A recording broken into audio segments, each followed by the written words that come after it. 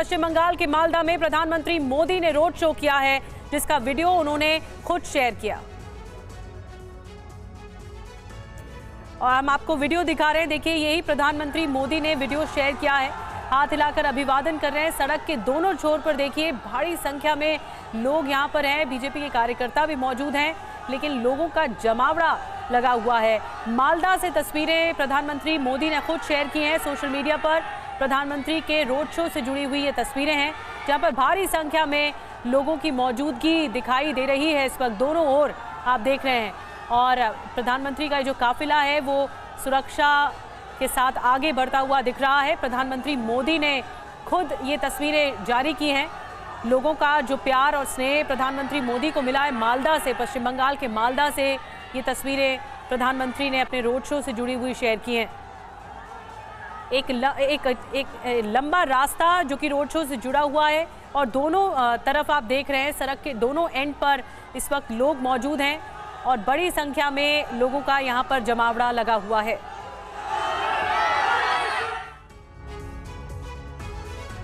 तो पश्चिम बंगाल के मालदा में बोले प्रधानमंत्री नरेंद्र मोदी, पहले चरण में विपक्ष पस्त हुआ, दूसरे चरण में ये ध्वस्त हो जाएंगे, ये कहा है पीएम मोदी ने आज अपनी जनसभा में।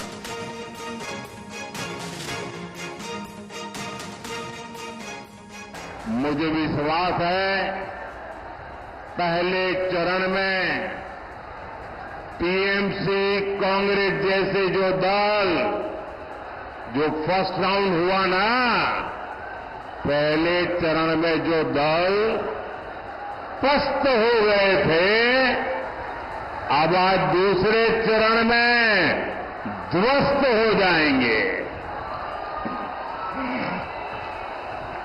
इसलिए मालदा में भी हर तरफ यही गूंज है, फिर एक बार,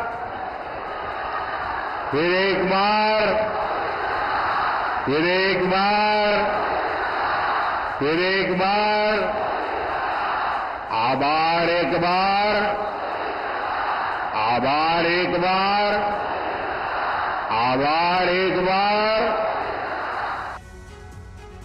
तस्वीरें आपको दिखा रहे थे। प्रधानमंत्री मोदी के संबोधन से जुड़ी बड़ी बातें भी बताएंगे और बंगाल में मालदा की रैली में कांग्रेस पर जमकर बरसे हैं प्रधानमंत्री मोदी। कहा कांग्रेस के शहजादे विदेश से एक्सरे मशीन लेकर आ गए। कांग्रेस का इरादा लोगों का पैसा, जमीन, सोना, चांदी पर कब्जा करने का है।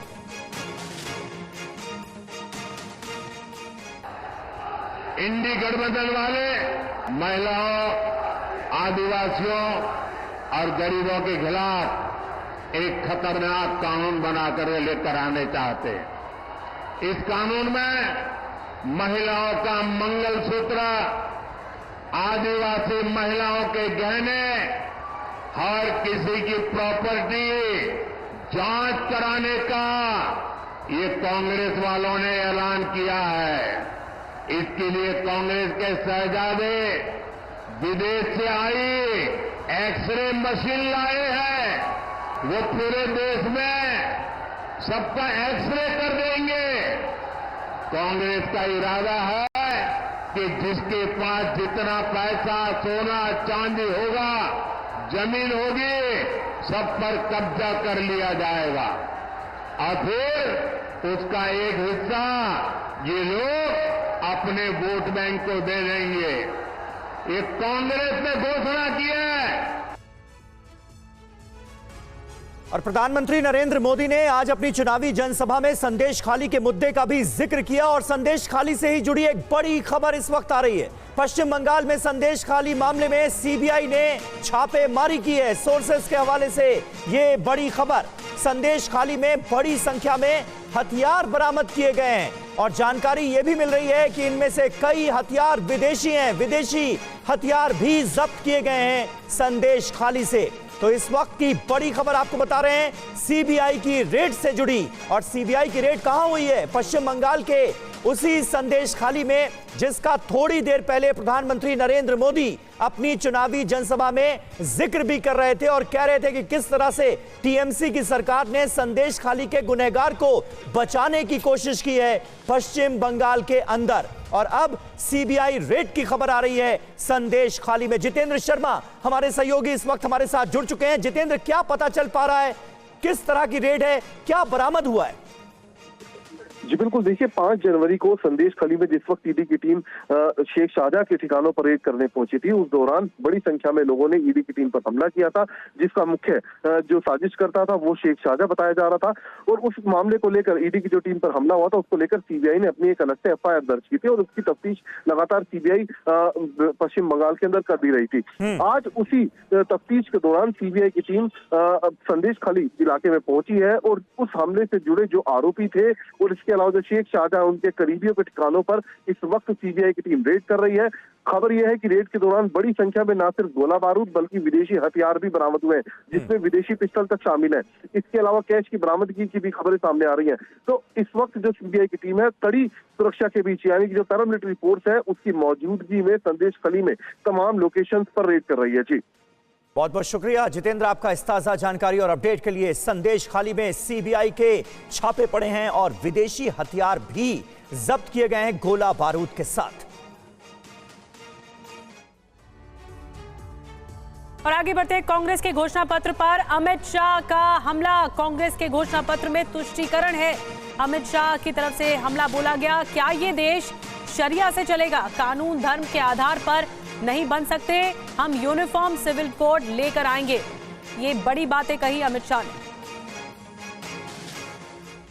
कांग्रेस के घोषणा पत्र आने के बाद भारतीय जनता पार्टी के प्रति लोगों का रुझान और बढ़ा है, क्योंकि कांग्रेस ने अपने घोषणा पत्र में अपीसमेंट की उनकी पुरानी आदत को फिर से एक बार रिपीट किया है।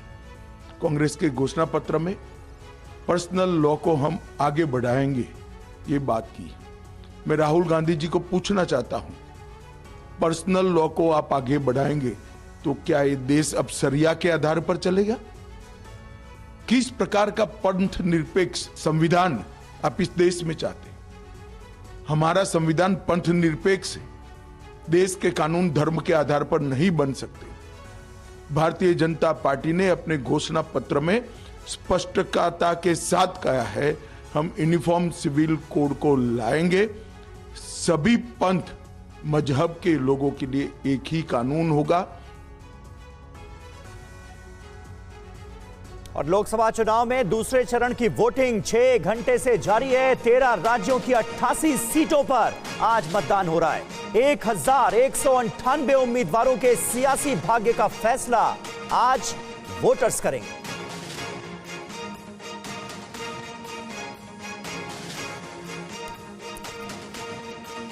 सुबह 7 बजे वोटिंग शुरू होते ही मतदाता मतदान केंद्रों के बाहर कतार में नजर आए। सुबह सुबह मतदान केंद्रों पर पहुंचे युवा, बुजुर्ग और महिलाओं में खासा उत्साह देखने को मिला।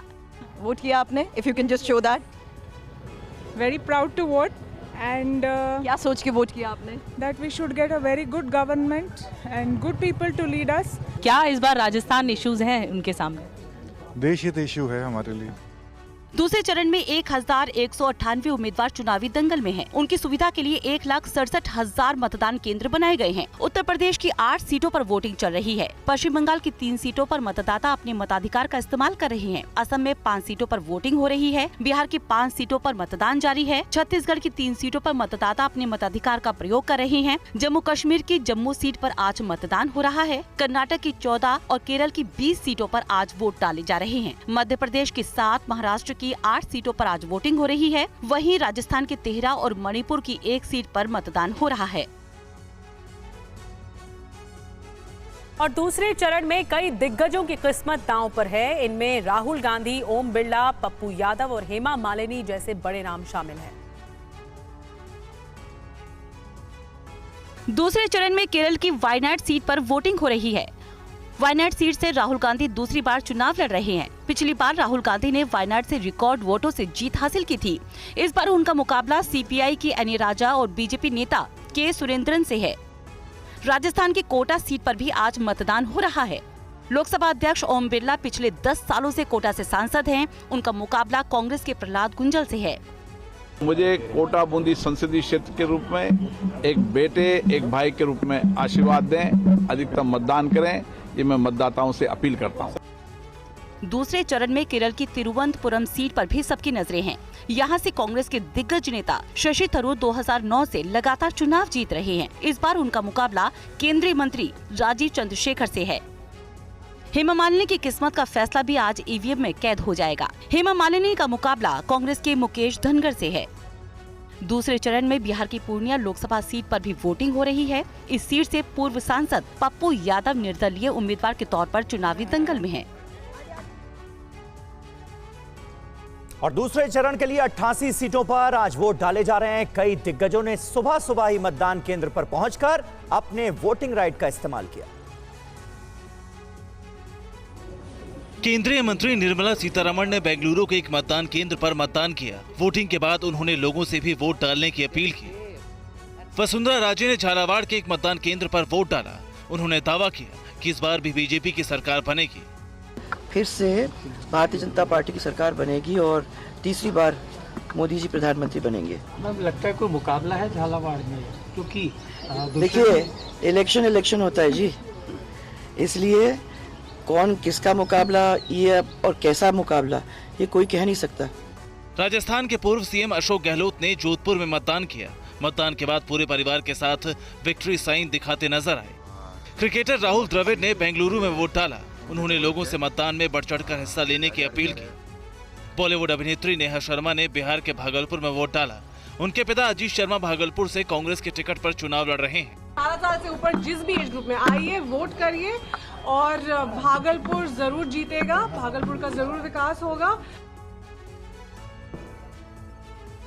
और इस बीच TV9 भारतवर्ष से बोली बीजेपी उम्मीदवार हेमा मालिनी। प्रधानमंत्री मोदी के काम और क्षेत्र के विकास पर इस बार वोट मिलेगा।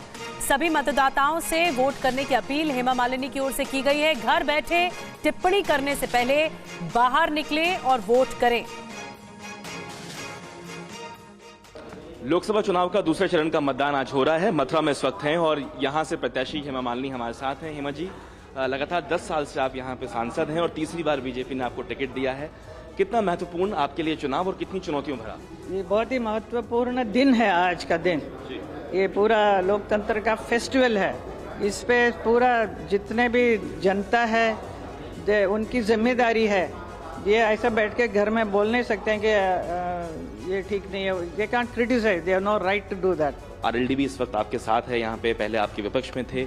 इससे कितनी ताकत बढ़ी है, कितनी मजबूती मिली है उत्तर प्रदेश में पार्टी? डेफिनेटली बढ़ी है। उनका आने से बहुत ही अच्छा बढ़िया हुआ है। ये बहुत सोच समझ कर ही हमारे लीडर लोगों ने किया है। 10 साल में आपको लगता है कि जो मथुरा के लोग हैं या वृंदावन के लोग हैं वो पूरी तरीके से एज अ लीडर और एज अ लोकलाइट आपको अपना चुके हैं, क्योंकि बार बार चुनावों में हैं और I am able to do it which they can see कि इतना डेवलपमेंट मैं लेकर आई हूँ, तो उनका एक्सपेक्टेशन और भी ज्यादा बढ़ता है, क्योंकि I am the one who can get things done. और देखिए ईवीएम को लेकर सुप्रीम कोर्ट का जो फैसला आया है उस पर सरकार का पहला बयान आ गया है। सुप्रीम कोर्ट ने बता दिया ईवीएम पूरी तरह से ठीक है। ये कहा है अर्जुन राम मेघवाल ने।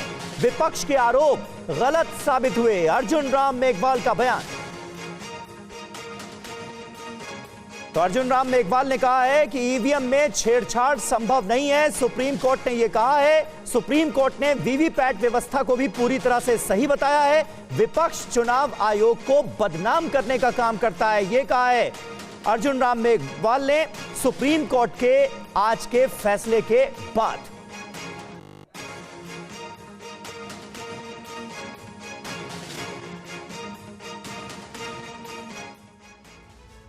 और यूपी की मेरठ लोकसभा सीट पर आज ही मतदान हो रहा है, मतदान चल रहा है। यहां से अरुण गोविल बीजेपी के उम्मीदवार हैं। TV9 ने उनसे खास बातचीत की है। रियल लाइफ तो आप बहुत लंबे समय तक आपने जिया है। रियल लाइफ में जब आप पॉलिटिक्स में उतरे, किस तरह का अनुभव रहा, किस तरह का प्यार लोगों का मिला? बहुत ज़्यादा प्यार मिला है, बल्कि यहाँ चुनाव में उतरने के बाद वो प्यार और सम्मान और बहुत ज़्यादा बढ़ गया है। पहला चुनाव आप लड़ रहे हैं, क्या उम्मीदें हैं आप? नहीं, पूरी उम्मीदें हैं मुझे। I am very hopeful and very positive about it. जी, कुछ चुनौतियां भी सर लगी, चूंकि सिटिंग एमपी थे 3 बार के राजेंद्र अग्रवाल, उनको काट कर आपको उम्मीदवार बनाया गया। तो कहीं पूरे चुनाव के दौरान सर कुछ चुनौतियां भी महसूस हुई आप?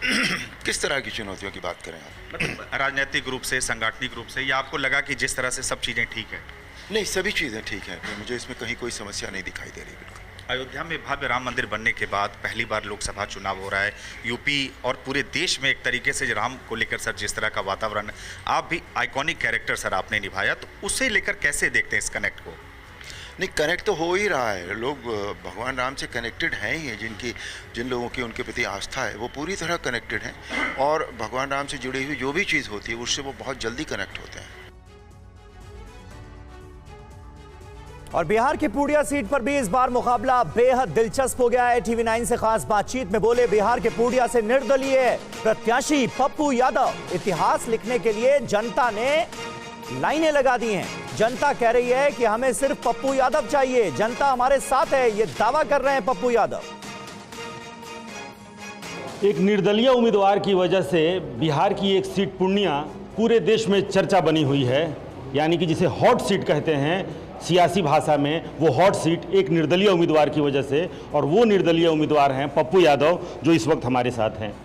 पूरे देश में अगर पूर्णिया की चर्चा हो रही है तो एक निर्दलीय उम्मीदवार की वजह से। यहाँ सत्ता पक्ष और विपक्ष दोनों को उम्मीदवार हैं, निवर्तमान सांसद यहाँ से खड़े हैं, लेकिन चर्चा हो रही है सिर्फ पप्पू यादव की। जनता के द्वार के कारण, क्योंकि यहाँ कास्टलेस राजनीति हो गई।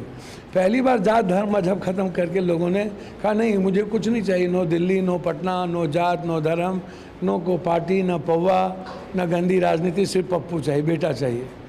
और एक नई इतिहास लिखने के लिए जनता ने लाइन लगा दी, तो तैयार हो गया। बोला मुझे वो पप्पू छोड़ के कोई चाहिए ही नहीं। मैं दिल के, चाहे आप हों, चाहे आपके परिवार के लोग हों, मैं उनका भी दिल जीता हूँ, आपका भी दिल जीता हूँ, बिहार के देश के हर लोगों का दिल जीता हूँ। सबकी ब्लेसिंग मैंने ली है, सबकी सिंपैथी मेरे साथ है। और बेंगलुरु दक्षिण से बीजेपी उम्मीदवार तेजस्वी सूर्या ने अपने माता पिता के साथ मतदान किया। उनसे बात की हमारी संवाददाता सुरभि शर्मा ने। How excited are you and Tejasvi Surya, your son? कितनी मेहनत इन्होंने की है, क्या कहना चाहेंगे इसके बारे में? बहुत एक्साइटेड, मैम बहुत खुश हुआ, बहुत खुश हुआ। Who all are here to vote along with you, Tejashwi, right now? अपना पूरा परिवार है, हम सब एक जॉइंट फैमिली में रहते हैं, सो 30-40 लोग आसपास में ही हैं। सब लोग हम आए हैं, और ये तो एक परिवार हो गया, पर आप देख रहे हैं पूरे मोदी का परिवार जिस प्रकार से आए हैं वोट डालने के लिए। पूरे बेंगलुरु शहर में सुबह से लंबे लाइन हर बूथ में आप देख रहे हैं, और विशेष रूप में सीनियर सिटीजन्स बहुत बड़े नंबर में हर पोलिंग लाइन में हम देख रहे हैं। युवाओं के लिए प्रेरणा होना ज़रूरी है। So I am very happy that so many young people, so many old people are turning out, and it's going to be very big. आपने मोदी का परिवार करी, लेकिन दक्षिण पर जिस तरीके से इस बार फोकस है, तो कितने बड़े चैलेंजेस यहाँ पर आपको नजर आते हैं? देखिए, चुनाव मतलब, सर थैंक यू, नमस्कार आमा, थैंक यू। स्वाभाविक रूप में चुनाव में कंटेस्टिंग होता है, हम अपना प्रयास करते हैं, विपक्ष अपना प्रयास करते हैं, पर ठीक है, पूरे देश मोदी जी के काम देखते हैं। मोदी जी के काम को देखा है पिछले 10 साल, जिस प्रकार से देश चेंज हो चुका है, ट्रांसफॉर्म हो चुका है। People are here to vote for performance. और सेंट्रल बेंगलुरु में सुबह से ही मतदान केंद्रों पर वोटर्स की भीड़ नजर आई। हमारी संवाददाता सुरभि शर्मा ने बूथ पर पहुंचे लोगों से, वोटर्स से भी बात की और उनका मिजाज जाना। बेंगलुरु सेंट्रल के इस वक्त एक पोलिंग स्टेशन पर मैं मौजूद हूं, और मेरे साथ एक गुप्ता परिवार है। हालांकि इनका ग्राउंड बेस बंगाल रहा है, correct me if I am wrong, क्योंकि 34 साल तक बंगाल में रहे हैं, लेकिन पिछले 10 साल से आप कर्नाटक में, इसलिए साउथ वोटर्स हैं अब ये। तो क्या सोच के इस बार आप वोट कर रहे हैं? वोटिंग आया हुआ है, जनरल इलेक्शन है, वोट करना हमारी ड्यूटी बनती है, इसलिए बड़े शौक से सुबह सुबह आए और वोट करके चले गए। मेरे साथ मेरे फ्रेंड्स वगैरह सारे आए, ये भी सुबह सुबह पहुंच के। क्या सोच के मैम आप वोट कर रही हैं? इश्यूज या चेहरा? क्या इश्यूज भी हैं और चेहरे भी हैं, दोनों ही हैं, क्योंकि हम एक जिम्मेदार नागरिक हैं, और हम चाहते हैं कि हमारी एक ऐसी सरकार आए जो कि हमारे लिए, हमारे देश के लिए और आगे बढ़ाए। चलिए, लेकिन यहाँ साउथ में बैठते हुए भी क्या आपकी नज़र बंगाल के और बंगाल के मुद्दों पर रहती है? क्योंकि वहाँ देखते हैं मोदी वर्सेस दीदी जिस तरीके से तीखे वार पलटवार होते हैं, या दिल्ली में जिस तरीके से चर्चा होती है इन सब मुद्दों पर। जी, नज़र तो पूरे देश पे ही रहती है, लेकिन चूंकि बंगाल में 40-45 साल से रहा हूँ तो उस पर कुछ ज़्यादा ही ध्यान रहता है। अभी थोड़े दिनों पहले मैं बंगाल में गया था, कलकत्ता होके आया जस्ट लास्ट वीक में, तो वहाँ की स्थिति, लोगों का रिस्पॉन्स और ये सब देख के आया। और अब साउथ पे फोकस जिस तरीके से ज़्यादा है टारगेट को अचीव करने के लिए। हाँ, वो तो है ही, तो हम लोग चाह रहे हैं कि हमारे पसंद की सरकार आए। तो बेंगलुरु सेंट्रल में सबसे इंटरेस्टिंग चीज़ मुझे ये देखने को मिल रही है कि यहाँ पर इस वक्त जो मेरे साथ हैं उसमें कोई पंजाब से है, तो कोई दिल्ली से और कोई बिहार से है, लेकिन ये साउथ के वोटर्स हैं। क्या सोच के इस बार आप वोट कर रहे हैं? भाई अच्छी गवर्नमेंट आनी चाहिए, जो भी गवर्नमेंट है अच्छी आए, और मोदी साहब को personally I know him very well, right from 1995 onwards. मुद्दों पर वोट कर रहे हैं या चेहरा देखकर? चेहरा देखकर। चेहरा देखकर। आपने क्या सोचकर, आप यंगस्टर्स हैं, क्या सोचकर वोट कर रहे हैं? क्योंकि अब तो आप लोग प्रोफेशनली साउथ के साथ जुड़े हुए हैं ना। नहीं, whoever gives more job and whoever is good for country, वो हम देख रहे हैं। हम सेंटर सोच के वोट कर रहे हैं, ना कि स्टेट। अभी स्टेट के इलेक्शन में स्टेट की तरह, और सेंटर के इलेक्शन में क्या सोच के वोट किया? डेवलपमेंट। Development, correct. आपने क्या सोच के वोट किया? हम जो अच्छा काम करेगा उसी को वोट करेंगे हम। क्या कह रहे थे डेवलपमेंट के साथ? यही कि यहाँ पे काफ़ी तकलीफें हैं, अभी पानी की दिक्कत हो रही है, होपफुली जल्दी रिजॉल्व होंगी सब दिक्कतें, तो बस डेवलपमेंट के लिए होपिंग फॉर डेवलपमेंट। आपने वोट किया? डेवलपमेंट। आप यहीं की हैं, यहीं से साउथ से ही है? साउथ। अच्छा, बैंगलोर से ही है।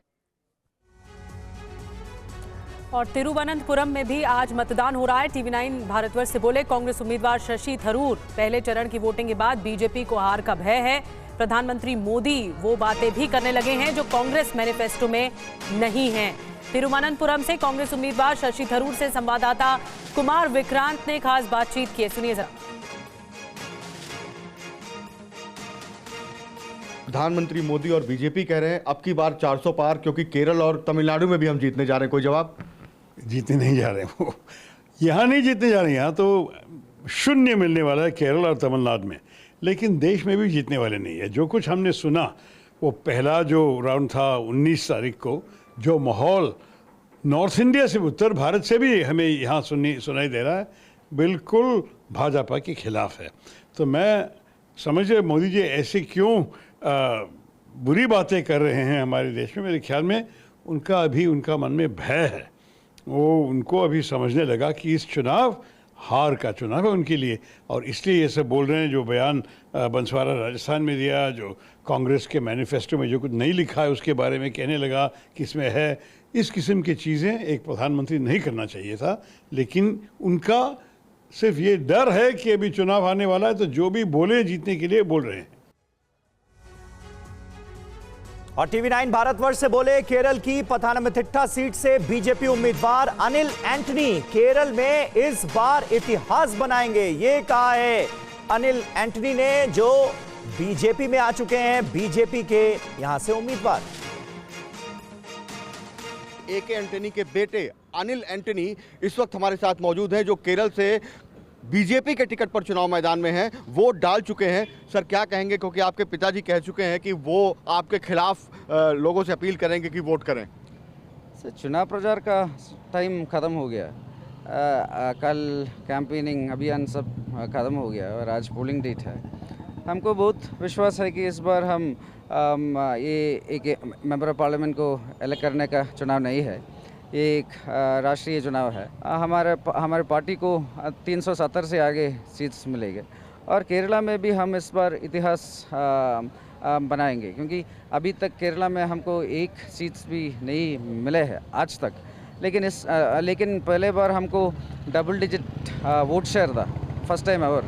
इस टाइम हमको डबल डिजिट वोट शेयर में सीट्स में हम कंटेस्ट कर रहे हैं, बहुत स्ट्रांगली कंटेस्ट कर रहे हैं, और हमको बहुत विश्वास है कि इस डबल डिजिट सीट्स में हम मेजॉरिटी सीट्स हम जीतेंगे। और केंद्रीय मंत्री गजेंद्र सिंह शेखावत राजस्थान के जोधपुर से चुनाव लड़ रहे हैं। जोधपुर के एक मतदान केंद्र के बाहर TV9 भारतवर्ष से बातचीत करते हुए उन्होंने बड़ी जीत का दावा किया है। केंद्रीय मंत्री और जोधपुर से बीजेपी उम्मीदवार गजेंद्र सिंह शेखावत हमारे साथ हैं। सर, बड़ी मेहनत की आपने, 5 साल मेहनत की, चुनाव प्रचार में मेहनत की, आज वो एक तरह से उस मेहनत का जो एग्जाम का दिन है, कैसा लग रहा, कितनी उम्मीदें हैं? देखिए, व्यक्ति जब मेहनत करता है, अपने नेतृत्व पर विश्वास होता है, अपनी नीति पर विश्वास होता है, और आपका नेता दुनिया का सबसे लोकप्रिय नेता होता है, और आपका देश दुनिया का सबसे तेज़ी से विकसित होने की दिशा में बढ़ता हुआ देश होता है। पूरा विश्व जब इस बात पर विश्वास कर रहा होता है कि आपका देश दुनिया में महाशक्ति बनने की दिशा में तेज़ गति से बढ़ने वाला देश है, जब पूरी दुनिया इस भरोसे के साथ में देखती है, तब मेरे जैसे भारतीय जनता पार्टी के कार्यकर्ता का उत्साह कई गुना बढ़ जाता है, और हम विश्वास के साथ चुनाव के मैदान में उतरते हैं और विजयी भी होते हैं। पिछली बार आपके खिलाफ मौजूदा सीएम के बेटे थे, इस बार उस कांग्रेस पार्टी से करण सिंह है, तो पिछली बार चुनौती ज़्यादा बड़ी देखते हैं या इस बार आपको लग रहा है? 8 में से 7 विधायक हमारे हैं, हम 1.5 लाख वोटों के अंतर से कांग्रेस से के कंपैरिजन में जीते हैं, डबल इंजन की सरकार बनी है। और गौतम बुद्ध नगर से बीजेपी उम्मीदवार महेश शर्मा चुनाव मैदान में हैं। डॉक्टर महेश शर्मा ने टीवी9 भारतवर्ष से एक्सक्लूसिव बातचीत की है, इसमें क्या कहा गया उनकी तरफ से, जरा सुनिए। दूसरे चरण का मतदान चल रहा है, इस दौरान आपको क्या लगता है कि इस बार वोट बम पर पड़ेंगे? देखिए, मोदी जी के प्रति लोगों में जो विश्वास जागा है, ऐसा विश्वास मैं भी लगभग 40 वर्षों से भारत की पॉलिटिक्स में थोड़ा ध्यान रख रहा हूं, तो मैं समझता हूं इतना विश्वास, इतनी श्रद्धा, इतना प्रेम, इतनी एक्सेप्टेंस किसी प्रधानमंत्री के लिए होना, ये देश के लिए भी अच्छा है, और किसी प्रधानमंत्री के लिए भी मैं गर्व और गौरव की बात है कि देश के लोग उन्हें एक अभिभावक के रूप में प्यार करते हैं, एक मेंटर के रूप में, एक टीचर के रूप में, एक गार्जियन के रूप में उन्हें प्यार करते हैं, और उन्होंने दिया भी है। कोरोना जैसे काल में 85 करोड़ देशवासियों को खाना खिलाना और अगले 5 वर्ष की गारंटी लेना, देश की सीमाएं सुरक्षित हैं। आज लोगों को विश्वास है कि मोदी है तो मुमकिन है, और मोदी है तो देश। पहले हम उन विश्व की बड़ी ताकतों से आंख झुकाकर बात करते थे, आज हम आंख में आंख डालकर बात करते हैं। आज वो सब विश्व की ताकतें नतमस्तक हैं भारत के सामने, भारत की प्रगति के सामने। तो मैं समझता हूँ ये हम सब के लिए गर्व और गौरव की बात है। और इस वक्त बिहार के अररिया में प्रधानमंत्री नरेंद्र मोदी की जनसभा चल रही है, और उन्होंने यह भी कहा है कि विपक्ष के लोग ईवीएम से परेशान हैं। सुनिए जरा। ऐसा करारा तमाचा मारा है, ये अब मुंह ऊंची करके देख नहीं पाएंगे जी।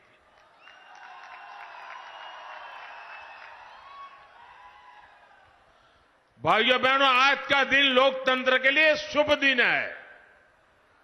आज का दिन लोकतंत्र के लिए विजय का दिन है। मेरे साथ मैं नारा बुलवाता हूं, बोलिए। मैं कहूंगा लोकतंत्र, आप कहे जिंदाबाद जिंदाबाद। लोकतंत्र, लोकतंत्र, लोकतंत्र। मैं दूसरा नारा बुलाता हूं, बाबा साहब आंबेडकर अमर रहे, अमर रहे। बाबा साहब आंबेडकर, बाबा साहब आंबेडकर, बाबा साहब आंबेडकर। इंडी गठबंधन के हर नेता को देश की जनता की माफी मांगनी चाहिए। माफी मांगनी चाहिए कि नहीं मांगनी चाहिए? माफी मांगनी चाहिए कि नहीं मांगनी चाहिए?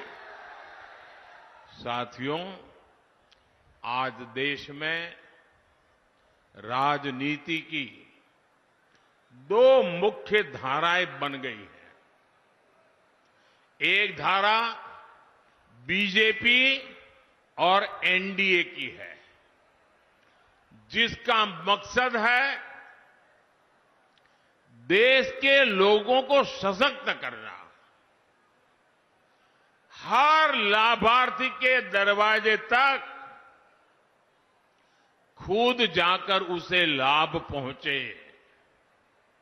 इसके विपरीत एक ऐसी धारा है कांग्रेस और आरजेडी की, इंडी गठबंधन वालों का मकसद है देश के लोगों से छीनना, उन्हें तरसा कर रखना और खुद की तिजोरी भरना। जैसे कांग्रेस हो या आरजेडी, इन दोनों पार्टियों ने बिहार के लोगों को विकास के लिए तरसा कर रखा। इन दोनों पार्टियों ने मिलकर बिहार के करोड़ों लोगों को दाने दाने का मोहताज बना दिया था। किसी के पास खेत खलिहान है तो नौकरी के बदले उसकी जमीन छीन लो, किसी पास नौकरी है तो तनख्वाह छीन लो, किसी के पास गाड़ी है तो गाड़ी छीन लो, कोई थोड़ा भी सामर्थ्यवान है तो उसका अपहरण करवा लो। यही जंगल राज के दिनों का हाल था। यही आरजेडी और कांग्रेस के शासन का तरीका था। नीतीश जी ने और बीजेपी के लोगों ने और एनडीए के सब साथियों ने बड़ी मेहनत करके बिहार को उस जंगल राज से बाहर निकाला है। अब एनडीए की सरकार मिलकर प्रयास कर रही है कि हर लाभार्थी के दरवाजे पर पहुंचे उन्हें अपनी योजनाओं से जोड़े। पिछले 10 साल में बिहार के लोगों को 50,000 करोड़ रुपए, ये आंकड़ा याद रखोगे? मेरे बिहार के लोग तो बहुत जागरूक है। मैं जो आंकड़ा बोल रहा हूं याद रखोगे? जरा आप जवाब दे तो मैं बोलूं। जो मैं आंकड़ा बोल रहा हूं याद रखोगे? जो आंकड़ा मैं कह रहा हूं याद रखोगे? 50,000 करोड़ रुपए से ज्यादा डायरेक्ट बेनिफिट ट्रांसफर के तहत सीधा दिल्ली से आप सब लोगों के खाते में भेजे गए हैं। 50,000 करोड़ रुपया। अररिया और सुपौल के किसानों के बैंक खाते में पीएम किसान सम्मान निधि के 1,600 करोड़ रुपए जमा हुए हैं। कोई बिचौलिया नहीं, कोई रिश्वत नहीं, कोई कट नहीं, कोई चोरी नहीं, सीधा किसान के खाते में मोदी ने भेजा है। यहां अररिया और सुपौल दोनों जिलों में गरीबों को 3 लाख पक्के घर मिले हैं।